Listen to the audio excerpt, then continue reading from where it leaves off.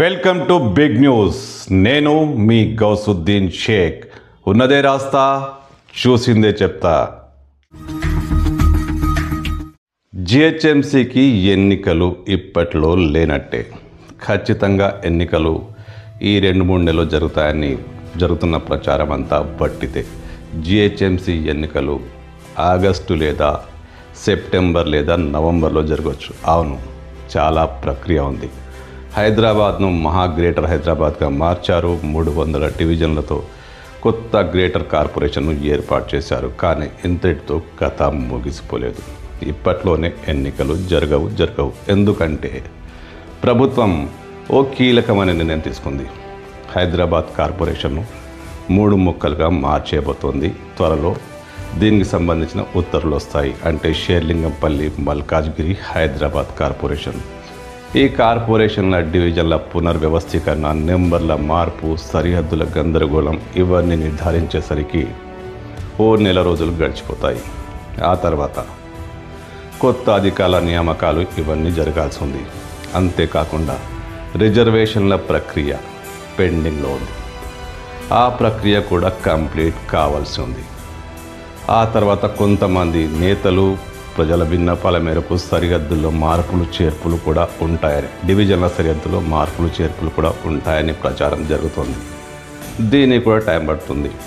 ఇంతేకాకుండా municipal corporation పదవీ కాలం ఫిబ్రవరి 10వ తేదీన ముగుస్తుంది. ఆ తర్వాత ప్రభుత్వానికి 6 నెలల టైం ఉంటుంది. 6 నెలల లోపల ఎన్నికలు జరపాలి. ఎన్నికలు జరిపేందుకు వీలుగా ప్రభుత్వానికి మంచి వెసులుబాటు ఉందని చెప్పొచ్చు. ఈ లోపల స్పెషల్ ఆఫీసర్ పాలనలో జిహెచ్ఎంసీ కొనసాగుతుంది. ఒకవేళ 3 ముక్కలైతే ముగ్గురు కార్పొరేషన్లు, 3 స్పెషల్ ఆఫీసర్లు పరిపాలన కొనసాగిస్తారు.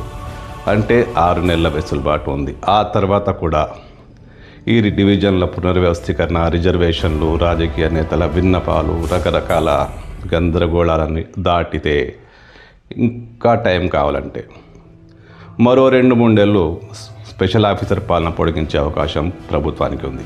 ఈ ఏర్పాట్లన్నీ చకచక జరిగేవి కావు. అన్నీ కూలంకషంగా ఆలోచించి వెనుక ముందు అన్నీ ఆలోచించి తీసుకోవాల్సిన నిర్ణయాలు. రిజర్వేషన్ల ప్రక్రియకు ఆలస్యం కావచ్చు. ప్రచారంలో జరుగుతున్నట్టుగా మార్చిలోనో ఏప్రిల్లోనో ఎన్నికలు జరగడానికి అవకాశం లేదు. ప్రభుత్వానికి 6 నెలల టైం ఉంది. అంత తొందరపాటు ఎందుకు? దానికి తోడు మున్సిపల్ ఎన్నికల ఫలితాలను కూడా రాష్ట్ర ప్రభుత్వం బేరీ చేసుకుంటుంది.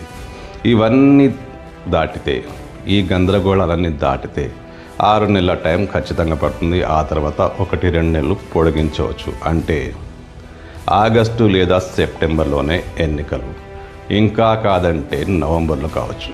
ప్రభుత్వం అనుకూలమైన తేదీలు నిర్ణయించుకుంటుంది. తనకు విద్యార్థులకి, ప్రజలకు సౌలభ్యమైన తేదీలను డిసైడ్ చేస్తుంది. అయితే ఇప్పట్లో మాత్రం ఎన్నికలు జరగవు. హైదరాబాద్ను ఇంకా 3 ముక్కలు చేయాల్సిన టైం ఉంది కదా, ఆ 3 ముక్కలైతే కానీ